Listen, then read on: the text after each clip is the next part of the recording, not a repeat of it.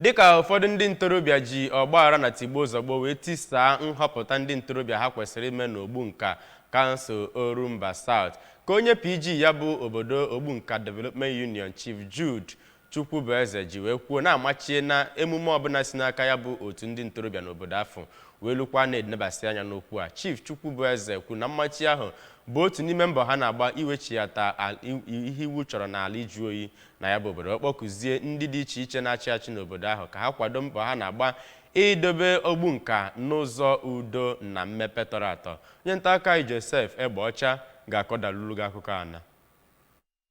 Ka ọ na-akọwa ka ihe si mee na Ogbunka Civic Center ebe a nọ wee mee ya bụ nhọpụta nke dara ada, onye President General nke Ogbunka, onye adọkpụpụtara na ya bụ nhọpụta, kwuru na ọ bụ ministri steeti a na-ahụ maka youth empowerment bụ ndị kwadoro ya bụ nhọpụta ka emee ya n'agbata mkpụrụ ụbọchị 19 na 23 nke ọnwa Jenụwarị afọ 2024, ebe ụmụ ntorobịa karịrị 1,000 bịara. Ọ bụkwa na ya bụ ebe ka a nọziri ndị omekome ndị amaghị aha ya kwadoro wee bata wee tinye ọgbaghara na ya bụ nhọpụta. Ya bụ onye kpọkụziri ndị ntorobịa ka ha jikọọ aka ọnụ wee hụ na ihe na-aga nke ọma. O kwukwara na ha ga-ebido One Youth 3 Skills iji wee hụ na akwalitere ọnọdụ mmepụta ọrụ ugbo nakwa imepụta ndị mmadụ ndị ga-akwụrụ onwe ha. Ka ọ na-ekene Gọvanọ Chukwuma Soludo maka ọrụ okporo ụzọ ndị ọ na-arụ na ya bụ obodo, Chief Chukwubueze kwuru na Ogbunka